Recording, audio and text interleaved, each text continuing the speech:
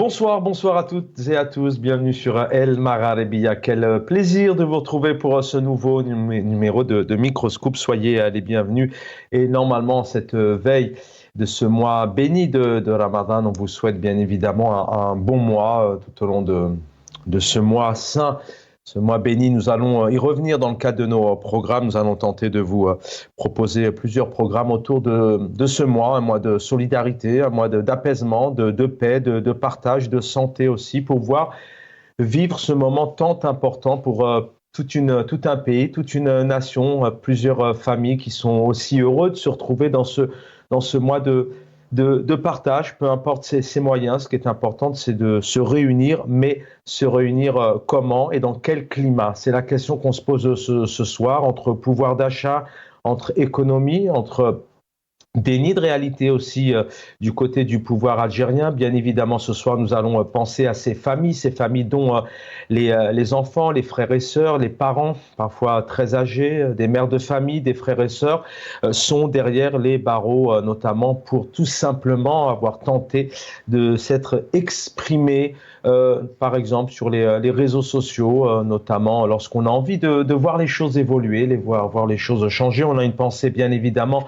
pour toutes ces familles qui ont perdu en 2024. Je rappelle qu'en 2024, selon une seule ONG pour l'instant, il y a près de 700 Algériens, Algériennes retrouvés donc corps sans vie, décédés. Donc il y a des bébés, des personnes âgées, des mamans aussi dernièrement. Il y a quelques semaines, une future maman qui est morte notamment en mer parce qu'il tente de prendre des embarcations de fortune pour quitter le pays. Ça en dit long sur l'état de santé du pays.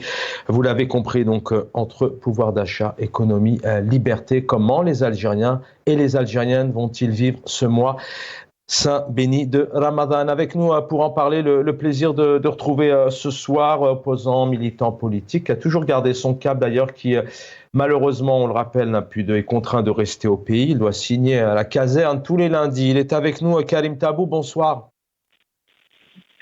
Bonsoir Chadal, bonsoir à nos téléspectateurs. Merci de l'invitation. Merci infiniment. Le plaisir aussi de l'avoir. Ces réflexions, ces analyses sont toujours aussi pertinentes. Il est avec nous, voilà, le même combat aussi pour les libertés, un autre État, un État de droit et démocratique. Youssef Amar Hodja, bonsoir et bienvenue. Bonsoir, cher. Bonsoir à toutes et à tous les Algériens qui nous écoutent, à l'équipe El Magharibiya et bien sûr à notre ami Karim Tab. Merci infiniment, Youssef Amar Hodja, d'être avec nous. Et va venir nous rejoindre mon confrère Karim Kebir dans quelques instants. Karim Tabou, merci vraiment de consacrer, je sais que vous êtes pris ce soir, on va voilà, vous avoir serait-ce qu'une dizaine de minutes, tout simplement. Vous connaissez bien le pays à tout point de vue, j'ai envie de dire, les libertés, le pouvoir d'achat, l'économie, la diplomatie.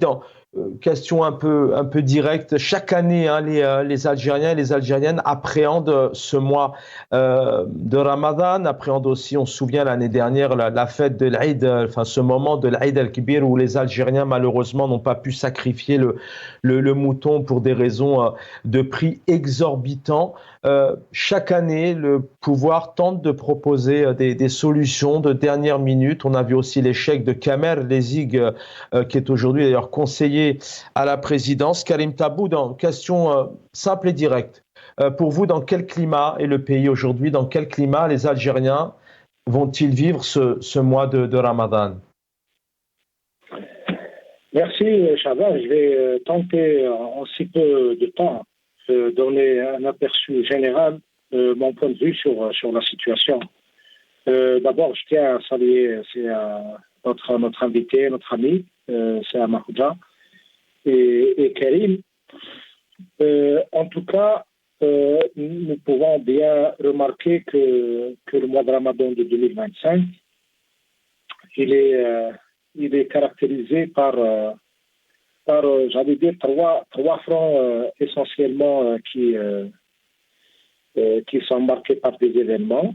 Mais avant cela, d'abord, je tiens franchement à exprimer toute ma solidarité, à penser pour les détenus d'opinion et rappeler à tous ceux qui encore continuent de nier l'existence de détenus d'opinion en Algérie.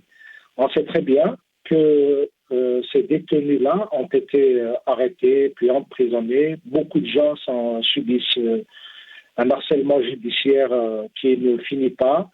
Beaucoup de gens sont interdits de quitter le territoire national. Beaucoup de gens se sont vus confisquer leur passeport, etc. Beaucoup de gens sont sous contrôle judiciaire. Une grande partie du peuple algérien est sous surveillance. Nous pouvons même dire, sans exagérer, que le peuple algérien est mis pratiquement en résidence surveillée. Ça, sur le plan politique. Donc, nous ne pouvons qu'exprimer notre solidarité, notre soutien à toutes les personnes qui sont actuellement en prison, et rappeler également que l'essentiel de ces prisonniers, au-delà de ceux qui ont été victimes de l'arbitraire des années 90, mais c'est bien de rappeler qu'une grande partie de ces détenus ont été poursuivis à la suite du Hirak de 2019. Donc, on comprend très bien que la majorité des gens sont poursuivis pour avoir participé au Hirak, pour avoir exprimé des opinions politiques et pour avoir contesté et dénoncé les pratiques du pouvoir. Donc, ni le ministre de la Justice, ni le chef de l'État, ni quiconque ne peut nier le fait que tous ces gens n'ont pas commis de délits relevant du droit commun, n'ont pas commis des actes de diffamation, d'insultes, etc. Bien au contraire, ce sont des gens qui portent dans leur cœur ce pays parce qu'ils le chérissent, parce qu'ils l'aiment et le défendent. Mais également, nous ne pouvons pas ne pas signaler, rappeler aux amis, et je pense que ça va être également abordé par les invités, les amis, que malheureusement, 2025, l'Algérie n'est pas au temps du monde. C'est-à-dire que nous abordons le mois de Ramadan avec cette angoisse permanente de ne pas pouvoir s'offrir le minimum de la vie. Et puis, l'essentiel des discussions, des conseils des ministres, des responsables à tous les niveaux, des walis, des chefs de daïra, c'est toujours les histoires répétitives de Koufat Ramadan, de l'approvisionnement des marchés en produits de première nécessité. Après, on fait toute une propagande, soi-disant, sur la lutte contre la spéculation, etc. Mais vous voyez très bien que l'Algérie n'est pas dans l'ère du monde. Il n'est pas dans le temps du monde. Lorsque vous trouvez dans un pays, on a encore l'angoisse de l'approvisionnement du marché en produits de première nécessité, et je vais également dire quelques mots sur le pouvoir d'achat, vous avez une idée précise, quoi que racontent les responsables officiels, qui prétendent que l'Algérie est une puissance régionale, est un pays puissant, est un pays qui est en train de prendre de la dimension, mais la réalité est là, hein, c'est-à-dire qu'au-delà des mensonges de la télévision nationale, et heureusement nous avons le Maghrébien qui offre justement cette fenêtre pour regarder le réel, les choses réelles, le pays est vraiment dans une situation d'angoisse permanente. Et puis également ne pas oublier, parce qu'à force des flux de l'information, le volume de l'information nous fait oublier un certain nombre d'engagements. Rappelons-nous que le chef de l'État avait pris l'engagement que sur l'horizon 2025, le PIB de l'Algérie devait atteindre les 400 milliards de dollars. Donc 400 milliards de dollars, l'Algérien devait en 2025 voir son pouvoir d'achat, sa vie, se multiplier par 2. Donc logiquement, un PIB qui atteint les 400 milliards de dollars devait avoir comme conséquence directe, même pas que directe, c'est l'amélioration des conditions de vie des Algériens. Bien sûr qu'on est en train pompeusement de présenter les déplacements du chef de l'État pour la mise en service de stations de dessalement, mais je vous dis, je suis actuellement dans l'une des villes, dans les villes de la Kabylie, ben, on n'a pas d'eau. On n'a pas d'eau, il n'y a pas d'eau, l'eau arrive une fois par 3 jours. Une fois par 4 jours, les gens comptent le bonheur de l'Algérien étant d'apprendre que le robinet commence à souffler et qu'on a la chance d'avoir une goutte d'eau. Et c'est la précipitation pour remplir tout ce qu'on a à la maison, pour remplir les citernes, pour remplir le spectacle des citernes dans ce pays, montre très bien l'état social, l'état politique, l'état économique du pays. Également, les annonces qui sont faites notamment en matière d'augmentation des salaires. Et il y a eu toute une propagande officielle de l'APS, des journaux, de la chaîne de télévision nationale, des chaînes privées, dites privées, des députés, des ministres, etc., sur une prétendue augmentation historique des salaires. Mais cette réalité qui n'a pas impacté positivement la vie des gens, puisque en augmentant les salaires, il y a eu des produits qui ont augmenté et qui se sont multipliés, les prix se sont multipliés par 3, parfois par 4, par 5, par 10, avec également l'impossibilité d'accéder à certains de ces produits, malgré toutes les promesses de faire importer les viandes, de faire importer les produits de l'Inde, de l'Espagne, etc. Mais les annonces, sur le terrain, c'est une autre situation. Les Algériens sont confrontés à un quotidien difficile, chargé de problèmes, chargé de stress, etc. Et je ne peux pas vous donner une image complète parce qu'elle est complexe. Mm-hmm.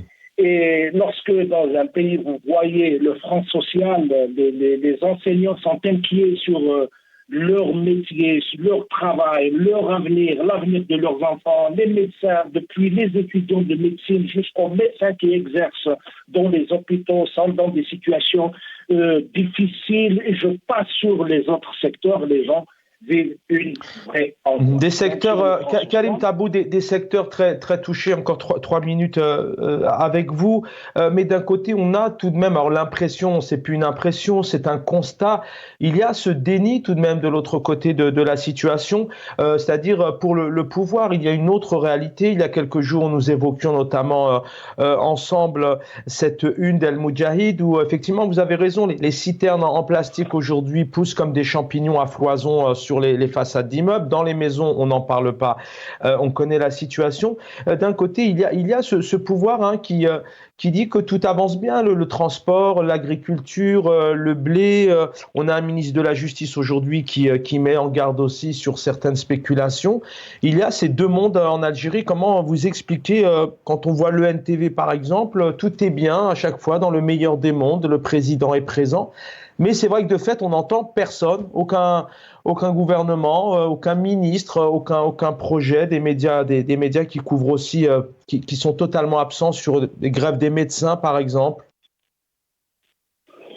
Vous savez, lorsque vous allez dans n'importe quel pays, vous êtes étranger à ce pays, vous voulez avoir une image nette de ce pays. Lorsque vous êtes confronté à ce spectacle de citernes, lorsque vous voyez les étalages de marchandises dans toutes les rues, dans tous les coins, lorsque vous voyez une telle présence des services de sécurité, vous avez une idée précise de l'état social, de l'état politique de ce pays. Parce que ce sont des images qui ne peuvent pas mentir.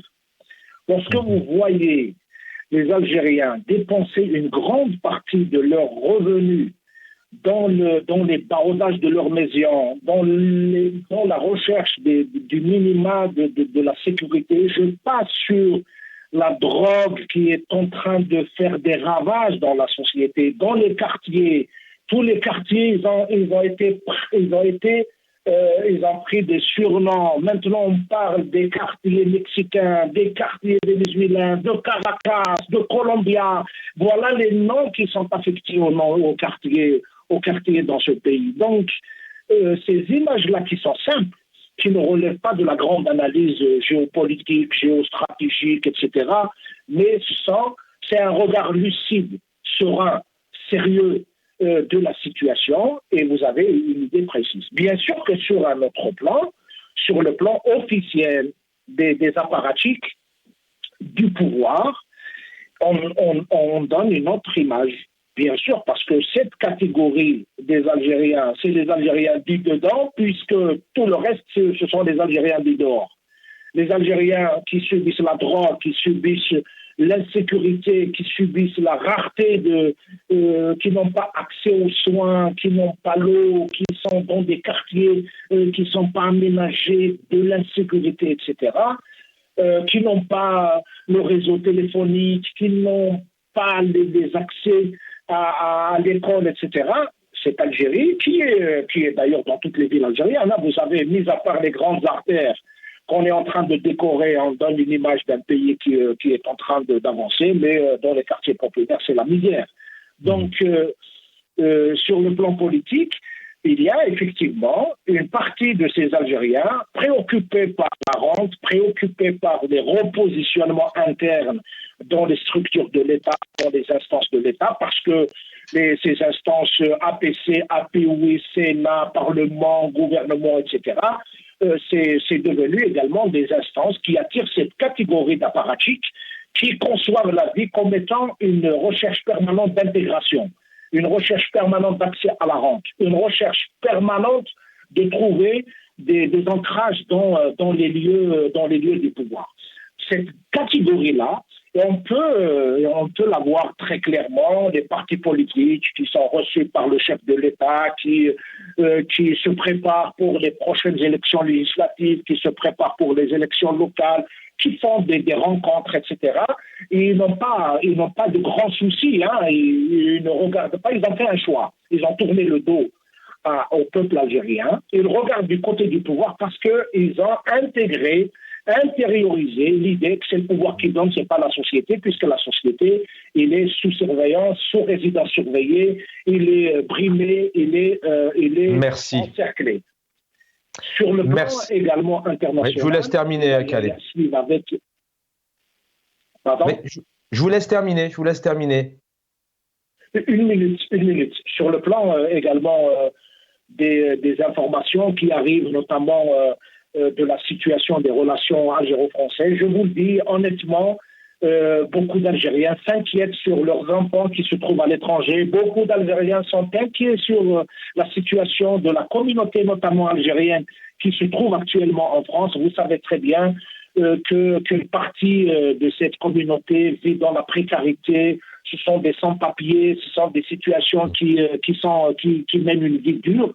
Une grande angoisse chez leurs parents, une grande partie du peuple algérien s'inquiète sur la situation. Ils auraient bien aimé que le pouvoir algérien soit un pouvoir légitime, qui les représente, qui leur donne de l'assurance, qui soit capable de défendre leurs intérêts.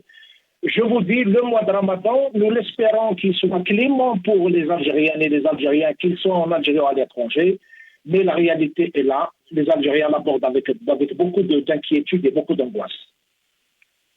Beaucoup d'inquiétude et beaucoup d'angoisse. Merci pour ce regard, Karim Tabou. On peut vous retrouver sur vos réseaux sociaux tous les lundis notamment. Vous nous faites l'honneur de tenter, vous continuez à écrire malgré les pressions que vous suivez sur votre page Facebook. Et tous les lundis, je rappelle aux téléspectateurs que vous devez signer à la caserne. Mais malgré ça, voilà, vous ne lâchez pas le combat, vous gardez votre éthique et vos valeurs. Merci Karim Tabou d'avoir été avec nous. On va retrouver le plaisir de retrouver Youssef Amar Khodja dans un instant. Le budget des Algériens sur ce mois de Ramadan.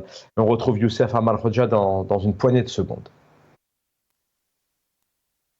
الميزانيه اللي تخصصها فيه اش غادي نقول لك شحال كيفاش تخصص رمضان يعني كنا حاسبوا على غلاء المعيشه شويه ولي برودوي غادي يكلفك حتى تبان لي انا زعما ما تزيدش عليها يقام لك واحد 80,000 دينار جزائري 8 ملايين باش تفوته غايه ووليداتك ما خصهم والو والاهل وكاع هذيك هي 3.5 تقدني ان شاء الله 3.5 خصصها شهر رمضان ان شاء الله باذن الله كل شيء على القناعه ان شاء الله. فاش تقسمها ها الملابس لا الملابس عائلي لا مسكيش ديباسي الخمسه احنا ما نخلصوش بزاف انا نخلص 2,500,000 دونك 2,500,000 انا غتجيب لي الشهر ها تشري 10 كيلو لحم يبح ما بقاش 35 ما يكفينيش en mangeant bien تاكل مليح. كيفاش قسمها ما تقسمش قسمها فروي ليغوم اللحم حوت بصح السنه ولدي كلشي غالي احتد غير كيلو تشين وكيلو بطاطا تنقال لك 30,000. هذه هي. أنا غير ولدي ما عنديش غير ولدي. Voilà, vous avez entendu ces quelques témoignages. Youssef Amal Khoja est avec nous, il est à Paris, mais vous connaissez bien le pays, Youssef Amal Khoja. Plusieurs libertés, pouvoir d'achat. C'est un mois de Ramadan qui doit être vécu dans l'apaisement, peu importe ce que nous avons autour de la table. Ce qui compte, c'est d'avoir ses proches, mais aussi de ne pas appréhender à vivre dans une certaine agonie, une certaine difficulté, une certaine pression. Comment, pour commencer, Youssef Amal Khoja, vous voyez aujourd'hui la situation au pays et le peuple algérien et son quotidien? D'abord, je dois commencer par une pensée à tous les détenus d'opinion et politiques qui sont incarcérés en Algérie, avec une grande injustice. Mais aussi à toutes les familles. Malheureusement, l'Algérie, il y a quand même un nombre de millions important, on n'a pas des statistiques réelles. L'Office national des statistiques, si on le laissait travailler, on aurait peut-être des indices économiques et socio-économiques fiables.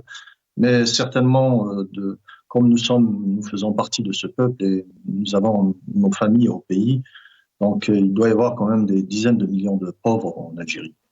Et donc, au sujet du pouvoir d'achat, sachez que le SMIC algérien est de 20 000 dinars, c'est-à-dire d'à peine 150 € par mois. Donc, et quand on voit les prix des denrées nécessaires pour une famille, par exemple, ces 20 000 dinars ne tiendraient pas une semaine. Pour, par exemple, disons, un couple et 3 ou 4 enfants. En général, 3 ou 4 enfants, c'est tout à fait la famille algérienne, la jeune famille algérienne. Donc, on arrive à des limites d'endettement, des limites où les gens doivent se priver. Bien sûr, il y a une caste d'Algériens qui sont hors d'état d'atteinte de la cherté de la vie, parce que tout simplement, ils font partie ils sont les instruments du régime, ils sont très proches de la nomenclature. Cependant, moi, j'aime pas parler de religieux quand on est dans la politique. Le mois de Ramadan devrait être un mois ordinaire. C'est-à-dire que si seulement nous avions un pays ou un gouvernement et des hommes et des femmes qui travaillent avec un pays aussi riche comme l'Algérie, la question économique ne devrait même pas se poser. Avec la rente des hydrocarbures qui tombe du ciel carrément, et cet immense pays avec des ressources en minérales et des ressources en humaines, surtout de la jeunesse, on pourrait non seulement avoir un niveau de vie l'un des meilleurs au monde, mais aider aussi toute la région, l'Afrique du Nord, à aller vers le développement et l'épanouissement du peuple d'Afrique du Nord. Donc c'est malheureux. Moi j'aurais souhaité par exemple que le mois de Ramadan devienne un mois ordinaire, complètement ordinaire. C'est intéressant ce que vous dites, Youssef Amal Khoja, parce que c'est bien aussi de prendre de la hauteur. D'ailleurs, c'est pour ça qu'on en parle aussi ce soir, et on essaye à chaque période plus ou moins importante, et le quotidien est toujours important. Mais il y a ces rentrées scolaires, effectivement, il y a ce mois de Ramadan, il y a aussi les fêtes, les grandes fêtes religieuses comme l'Aïd el-Kibir, il y a aussi la saison estivale. Mais on constate qu'au pays, et d'où effectivement votre intervention, je vais vous laisser continuer, mais on constate qu'au pays, tout au long de l'année, il y a cette difficulté, un peuple qui est face à une certaine crainte de ne pas pouvoir subvenir aux besoins, et puis surtout, il y a cet inconnu qui fait que demain, on peut se lever, avoir des produits qui passent d'un tarif à un autre. Pour vous, cela relève d'un manque de gouvernance. Il y a cette question aussi de illégitimité. Il y a cette question aussi de l'économie, une économie qui n'est pas structurée, qui navigue aussi à vue? Tout est politique. Alors, les gens qui se disent que tout est économique, non, tout est politique. Je vous rappelle qu'à l'indépendance, les Algériens mangeaient à peine à leur faim, mais ils étaient quand même heureux d'être libres et avec un grand espoir pour construire une république démocratique, réellement démocratique et puissante avec tous ses enfants. Donc, nos grands-parents mangeaient une galette de pain avec un peu d'huile d'olive, mais ils avaient de l'espoir. Nos parents, nos grands-parents. Ça, d'une part, et je vous rappelle aussi que ce régime avait appliqué le principe de Yahya qui disait rendez votre chien affamé pour qu'il vous suive. Donc, malheureusement, avec cette vulgarité, on est arrivé en quelque sorte à ce point-là, au fait de faire de se montrer, d'instrumentaliser l'économie et de s'accaparer bien sûr des pans entiers de l'économie, au lieu au contraire d'investir la manne hydrocarbures dans les grands projets, par exemple assurer l'approvisionnement en eau, pas seulement en eau potable pour les Algériennes et les Algériens, mais aussi pour l'agriculture, la construction utiliser la manne pétrolière pour la construction des barrages et la réparation des barrages ensablés malheureusement en Algérie, l'infrastructure, l'énergie, donc les coupures d'électricité coûtent des centaines de millions de dollars de denrées périmées à cause des coupures, par exemple, quand vous avez des frigidaires ou des congélateurs qui restent sans électricité, on se retrouve avec des pertes et un gâchis énorme dans un pays chaud. Voilà les choses que devrait l'État se préoccuper, pas de faire, soi-disant, de jouer sur le sentimental et le religieux pour, par exemple, offrir à la dernière minute 10 000 dinars d'aide pour le Ramadan. Donc, on confond des choses qui quand elles sont mêlées, elles explosent. Donc, on joue sur la fibre religieuse, on joue sur des fibres, alors qu'un État qui se respecte devrait gérer un continent comme l'Algérie, avec toutes ses richesses, d'une façon scientifique et pragmatique.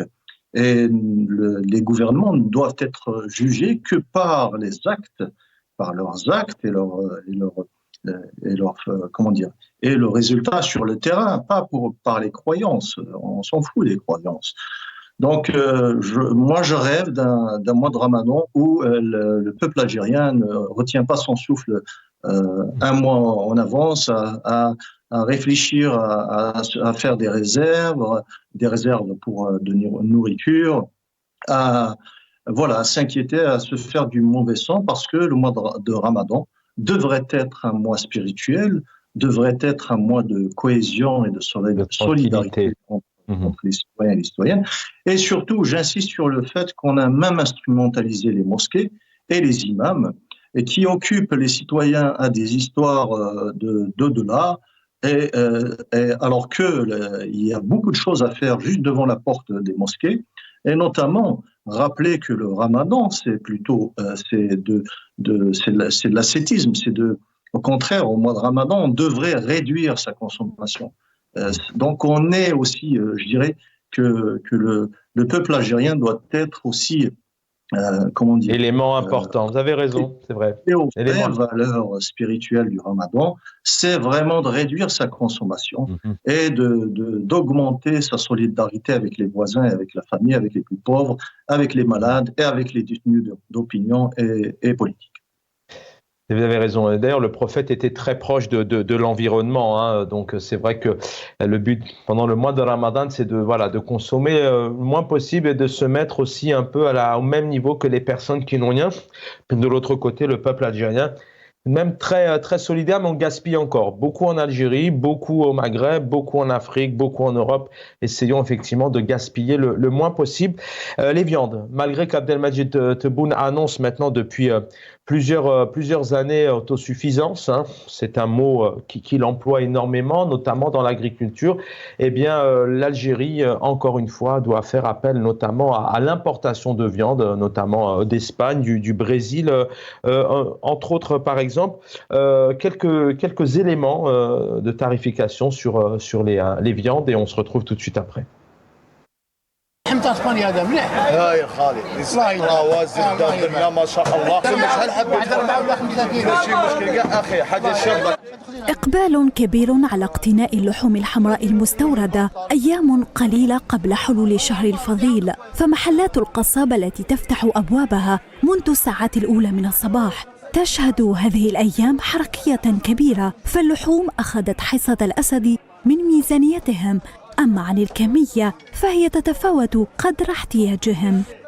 لك شريت 5 كيلو جاوني وقيله واحد 700 ولا 800. يجي شويه بالك مليون ونص كل واحد شحال هكذا، وكاين لي ميزانيه خفيفه 200 300. والله غير شريت لبنتي ثاني وليا جات لي 700 و 8000. شريت كيلو تاع البقري وكيلو تاع الغلمي. الكيلو تاع الغلمي راه يدير 200 و 220. باك شحال في السمانه قلت لها رياليتي وناكلوا اللحم ناكلوا لاباس 250,000 لحم بار سومان لارجومون لاباس علينا الحمد لله. نشري 2 كيلو ان شاء الله، نبدا بهم ان شاء الله بربي، والوقت اللي يخصني نزيد نجي نشري، مارشي قدامي ونجي نشري. جيب واحد 2 كيلو غلمي وواحد 2 تاع بكري، كيلو تاع غلمي ورطل تاع بكري. لازم شربه باش ديريها بالدجاج، ما كاش منها ما تجيش حلوه، بصح باللحم ما تجيش شباب يجي مليح. Karim Kebir est avec nous. Karim Kebir, journaliste. Bonsoir Karim Kebir, bienvenue. Bonsoir à vos téléspectateurs. Merci infiniment Karim Kebir, vous êtes en Algérie. Climat particulier encore cette année, bien sûr, normalement ça sera pour demain, Inch'Allah, ce mois de Ramadan qui va commencer. Dans quel environnement les Algériens s'apprêtent, heureusement ou malheureusement? On sait qu'il y a des difficultés tout de même. Youssef Amal Khodja employait un terme, effectivement. Aujourd'hui, il y a la grosse peut-être problématique, elle est politique au pays, puisqu'il y a ce mois qui commence demain, mais tout au long de l'année, on constate tout de même qu'il y a de grosses difficultés auxquelles doit faire face le peuple algérien, toute une jeunesse aussi qui quitte le pays, qui ne reste pas après son bac, mais tout au long de l'année qui tente malheureusement de quitter, de ne pas vivre au pays. La veille de ce mois, comment les choses se déroulent en Algérie? Peut-être des éléments de tarifs par exemple, d'un climat, comment vous sentez les choses? Écoutez, de toutes les façons, comme chaque année, l'envoyé du mois de Ramadan, les Algériens se préparent comme tout le monde. Donc ils sont pris d'une fièvre acheteuse. Donc d'ailleurs, j'ai pu constater cet après-midi de vendredi quand même, jusqu'à l'heure où je vous parle, une grande influence des gens sur les supérettes, les magasins, les marchés de proximité. C'est pour faire leurs provisions et pour acheter toute la victuaille nécessaire pour passer le mois de Ramadan. Effectivement, comme ça d'apparence, les gens ne se plaignent pas, mais en sourdine, en privé, tout ça, les gens réalisent quand même la difficulté, les prix et certains produits qui sont exorbitants, avec aussi le pouvoir d'achat. Mais comme vous savez, les Algériens, ils sont tellement, c'est-à-dire vis-à-vis du mois de Ramadan particulièrement, ils prennent toujours leurs dispositions pour le passer dans les meilleures conditions. Mais au fil des jours, on verra quand même la réalité des choses, parce que, comme vous l'évoquiez d'ailleurs dans le reportage, vous savez, il y a des produits quand même qui sont excessivement chers, qui ne sont pas à la portée des ménages moyens, des familles, des cadres moyens. je ne parle pas des catégories quand même les moins nantis. Donc ce sera certainement quand même un mois qui peut s'avérer quand même difficile, même si par ailleurs, du côté de l'exécutif, on a été tenté de rassurer les gens à travers quand même un contrôle strict sur les prix, les sanctions brandies contre les éventuels spéculateurs. Mais bon, peut-être c'est prématuré de voir un peu les choses concrètement, mais dans les prochains jours, on aura une meilleure idée sur la capacité des Algériens à traverser ce mois, quand même qui peut s'avérer tout de même difficile compte tenu du pouvoir d'achat de la majorité d'une bonne partie des Algériens en tout cas, même si par ailleurs ils avaient annoncé des augmentations mais elles sont dérisoires compte tenu de l'inflation galopante depuis quand même un certain nombre d'années. C'est récurrent, vous parlez effectivement de sanctions. On a entendu le ministre de la Justice, encore une fois, qui met en garde contre les spéculations, mais effectivement, les méthodes répressives de sanctions, c'est des choses qui sont malheureusement courantes, hein, parce que peut-être que le plus important, c'est d'avoir un projet précis, économique, en termes de pouvoir d'achat, de pouvoir démontrer aux Algériens qu'ils sont protégés, qu'il y a un cadre. Même si Abdelmadjid Tebboune a vraiment été très très mal élu, si on peut employer ce terme d'élection, hein, on rappelle qu'il y a eu un boycott général, mais tout de même, il est en place, il est là. L'année dernière, on se souvient d'ailleurs que le ministre du Commerce avait demandé aux entreprises de baisser les prix. D'un point de vue politique, est-ce que réellement il y a une préoccupation dans le fond en profondeur pour que ce pays, alors du côté de l'ENTV, ça c'est clair, hein, tout va bien. On a évoqué ensemble la une de Al Moudjahid où Abdelmadjid Tebboune apparemment a bien réussi beaucoup de choses. Mais peut-être si on parlait de projets politiques, de système, est-ce qu'aujourd'hui il y a une réelle gouvernance? On parle toujours de cette crise de politique en Algérie. Écoutez, de toute façon, ça remonte à 2019, 2020. Rappelez-vous que le président lui-même avait a réitéré à plusieurs reprises que la crise est d'ordre économique, elle n'est pas politique. Donc depuis, le cap a été mis sur l'aspect politique et social. Donc tout ce qui est entrepris est fait exclusivement pour améliorer la situation économique et la situation sociale des Algériens. Avec la crise en Ukraine, donc il y a une opportunité d'augmenter les recettes de l'État, notamment après les accords avec l'Italie, avec la France et tout ça. Donc il y a un matelas financier qui permet à l'exécutif de mieux, si vous voulez, apaiser le front social. Il y avait des mesures qui ont été entreprises. Je pense notamment à l'allocation chômage, les augmentations de salaire. Donc tout ce qui est fait. Certains parlent de mesurettes, hein, certains parlent de mesurettes, de saupoudrage quand il faut, à des moments précis. Vous parlez effectivement de cette crise géostratégique qui aurait permis à l'Algérie de renflouer ses caisses avec plus de ventes, notamment sur les hydrocarbures. Mais c'est aussi un pays qui est annoncé émergent, un pays qui est annoncé avec un PIB qui, normalement, d'ici quelques jours, parce que l'année va vite passer, devrait doubler. C'est un pays qui est annoncé, enfin, quand je dis on, c'est le pouvoir. C'est le président Tebboune qui annonce aussi une autosuffisance. C'est un mot qui est récurrent et qui revient. En l'occurrence, il y a toujours ces craintes. C'est pour ça que je vous posais cette question vraiment de fond. Est-ce que les dossiers sont préparés? Est-ce que réellement il y a des projets qui sont mis en place pour qu'il y ait de moins en moins de craintes et d'appréhension? La politique, c'est aussi d'anticiper. Pas uniquement, il y a aussi, c'est-à-dire l'évolution se mesure aussi à travers l'amélioration du climat des affaires.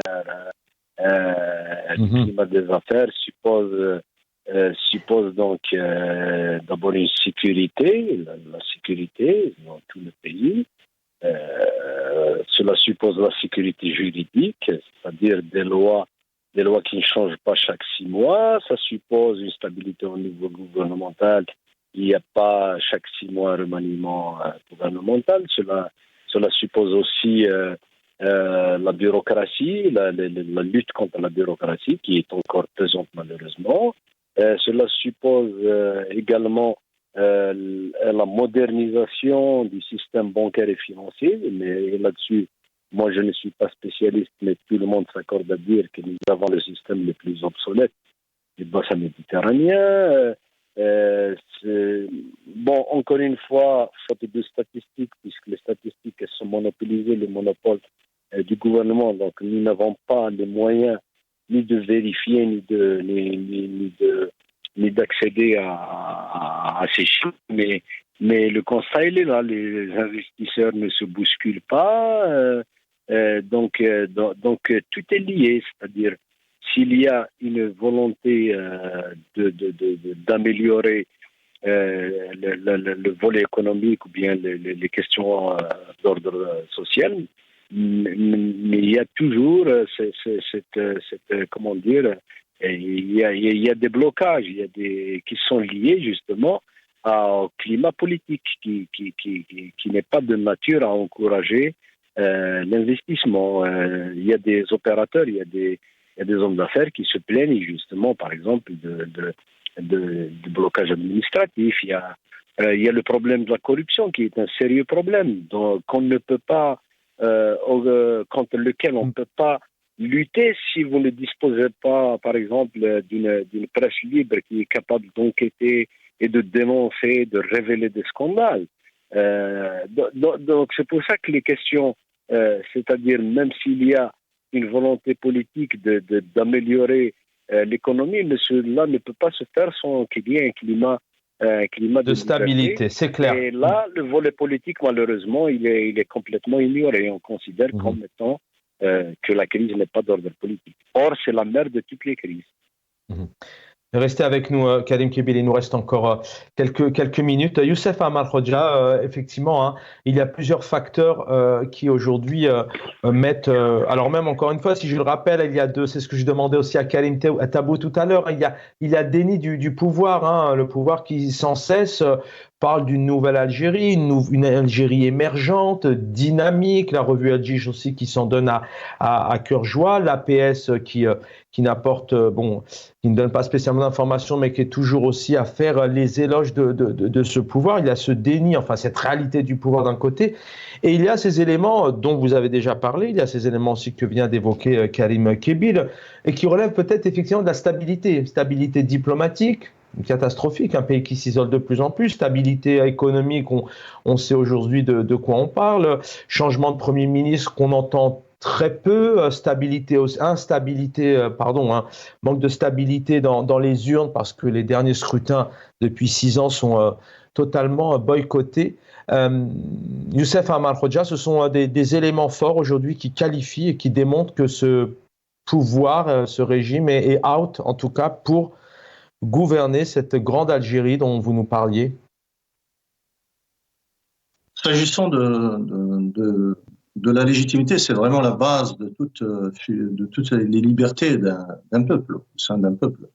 Donc, le fait que le régime actuel est en train de racheter une sorte de paix sociale s'armant du prix des hydrocarbures, actuellement, qui se maintient encore, mais il y a de fortes à parier pour 2026 que les prix malheureusement vont baisser drastiquement parce qu'on voit le rapprochement entre Trump et Poutine et donc les crispations qui avaient aidé un petit peu avec la guerre en Ukraine et puis ce qui se passe au niveau du Moyen-Orient, les crispations ont fait que les prix du pétrole et du gaz étaient hauts jusqu'à récemment. Donc, certainement, si ça continue comme ça, on voit que l'histoire de la guerre russo-ukrainienne va se régler dans quelques mois. Et donc, les produits hydrocarbures vont se déverser en grande quantité de la part, bien sûr, de la Russie, mais aussi des États-Unis et d'autres pays. Donc, toutes ces données-là macroéconomiques vont impacter directement un pays addict aux hydrocarbures. Malheureusement, l'économie algérienne, elle dépend à 97% des hydrocarbures. Et c'est le seul produit vraiment qu'exporte le pays, à part quelques produits agricoles comme les dattes, mais voilà, ça pèse absolument pas grand-chose. À part les hydrocarbures, c'est la production algérienne. Donc on revient à ce maintien et même des reculades. Quand on voit par exemple l'importation, donc on a détaxé l'importation de la viande blanche congelée de l'Espagne et du Brésil et d'ailleurs, alors que moi je me rappelle il y a quelques années de cela, l'Algérie avait atteint une autosuffisance par rapport aux viandes blanches, notamment les viandes blanches et les œufs. Et c'était des produits tout à fait accessibles à la population. Voilà, donc des annonces, des effets d'annonce, je vous rappelle, depuis 2021, c'était censé être le décollage économique que promettait M. Tebboune. Et pareil pour 2022, 2023, 2024 et là pour 2025. Donc on est toujours dans les effets d'annonce alors que sur la réalité, il y a vraiment des marches arrière et des pertes de marché, et notamment celui de la viande blanche. Là, c'est juste un exemple pour étayer ce que je viens de dire. Oui.